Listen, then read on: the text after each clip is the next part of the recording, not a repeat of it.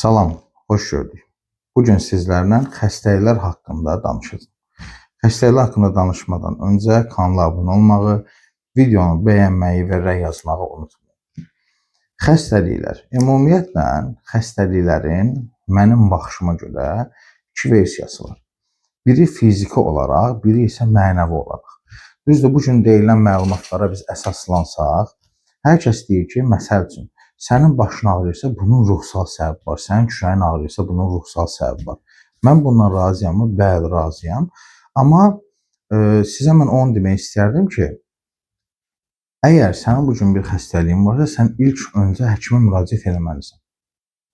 Mən həkimə müraciət eləməyim. Həkimi neynirəm? Bunun ruhsal, mənəvi səbəbi nədir? Mən bunu tapım. Bu doğru bir şey deyil əslində. Bu mənim baxış bucağımda. Kimsə mənə razılaşmaya bilər, təbii haldır.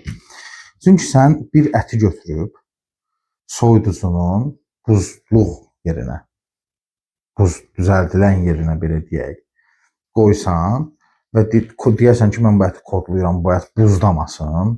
Elə bir şey mümkün deyil. O buzlayacaq o şəraitə görə. Sənin də bugün bədəndə olan o xəstəliklərin təbii ki, fiziki bir tərəfi var tibbi olaraq. Çünki götürsək insan anatomiyasına var bildiyimiz, hər bir kəsin öyrəndiyi insanın anatomik quruluşu. Bir də var okulistik anatomiya ki, mən bunun təlimini də zaten verirəm. Okulistik anatomiya nədir? İnsan bədəninin anatomik quruluşunun ruhsal energetik tərəfidir. Amma fiziki bədənin anatomiya quruluşu isə fərqlidir. Bu əzəlilərdən, orqanlardan ibarət olan bir şeydir.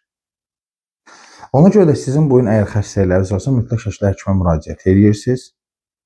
Əgər sən müalicə alırsan və hələ də onun konkret olaraq səbəbi nədir bilmirsən və müalicələrin bir fayda vermirsə, bəli, artıq bunun səbəbi sənin şuur altındadır.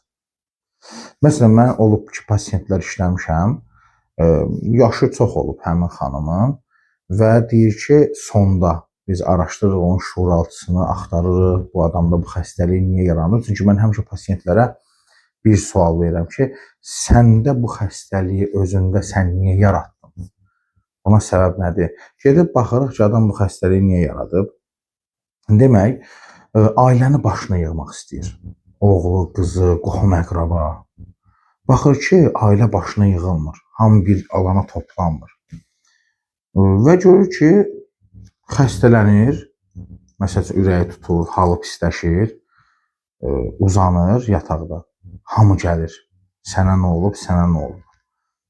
Və o ailəni öz ətrafına yığmaq üçün artıq şuuraltı nəyə çalışacaq? Xəstələnməlisən ki, ailə sənin ətrafı yığılsın. İndi deyəcəksiniz ki, yaxşı, şuuraltı niyə onu o tərəflərə çəkir? Çünki şuuraltı onun komfortunu düşünür. Şuuraltı onun istədiklərini həyata keçirməyi düşünür. Onun istədiyi nədir? Mən sağlam olum deyil. Onun istədiyi mənim ailəm başıma yığılsındır. Onun da ailəsinin başına yığmaq üçün müəyyən versiyalar var ki, bunlar həyata keçmədiyi üçün xəstələnəndə, bəli, gətirir yığır başına. Yəni, müxtəlif səbəblər var. Hər bir xəstəliyin şuur altında təbii ki, bir cavabı var. Bunu axtarıb tapmaq lazımdır. Bu axtarıb tapılandan sonra, şəfalanma prosesi gedəndən sonra, artıq sənin şuur altındakı inancın dəyişəndən sonra, bəzi insanlar biz şuur altını silirik, təmizləyirik, yeni bir şeylər yükləyirik. Mən buna doğru yanaşmıram. İnsan beynində nəysə o baş vermiş bir hadisəni, olan bir olayı silib dəyişmək mümkün deyil. Yəni, sən onu silib təmizləyə bilmərsən, oradan sonra təmiz silmək olmaz. Travmalar necə məsəl üçün şəfalanma gedir? Baş verən bir hadisə dondurulur. Sadəcə o dondurulur. Əvvəllər yadıma düşəndə filan bir hadisə, o səndə tətiklənirdi, pis olurdun, halın sönürdü. Amma sən o müəyyən o seans alandan sonra artıq o sənin yadıma düşəndə o tətiklənməyəcək, sənin üçün əhəmiyyətsiz olacaq. Yəni, bu da bu cürdür, bu xəstəliklər. Sən əgər bu günlərim xəstəliyin səbəbini konkret olaraq tapa bilmirsənsə, müalicəsən xeyri yoxdursa, bəli, baxın, bunun energetik tərəfinə, yəni mənəvi tərəfində bir şeylər yatır, şuur altında bir şeylər yatır. İnsanlar bugün ayaq problemləri yaşayırlar, diz oynaq problemi yaşayırlar. Səbəbi nədir? Məsəl üçün, mənə bir pasiyent var idi, dedi ki, çiyinlərim ağrıyır, mən buna heç bir şey tapa bilmirəm, mas sürtürəm, həkimə gedirəm falan filan.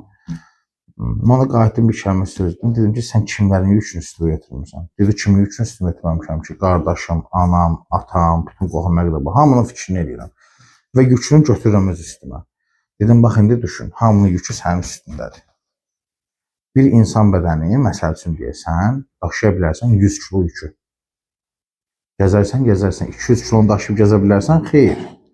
Ayaqların qırılar, gedə bilmərsən. Sən də o qədər energetik olaraq başqalarının yükünü üstə götürürsən ki, ruh deyir ki, mən daşıya bilmirəm, onu da vurur sənə bədəninlə göstərir. Narahatçılıqların, qorxuların düşünüb fikir eləməklə hamısı baş ağrısına yatırıb çıxardır. Kürək ağrısı, çoxları deyir karmadır. Bəli, karmadır. Amma başqa səbəblər də var. Tək bir səbəblə olmur. Yəni, ona görə də bu videonu çəkməkdə mənim əslində məqsədim odur ki, bunlardan az da olsa məlumatınız olsun. Deyə bilərsiniz ki, ev şəraitində nə edə bilərik? Bunu ev şəraitində nəsə eləmək olmaz. Bunu ancaq hər hansı bir mütəxəssisin yardımı ilə şuur altında bu proses araşdırılmalıdır. Tapılandan sonra o proses həll olur. Diqqətinizə görə təşəkkür edirəm. Bir daha kanala abunə olmağı, bəyənməyi və rəy yazmağı unutmayın. Sağ olun.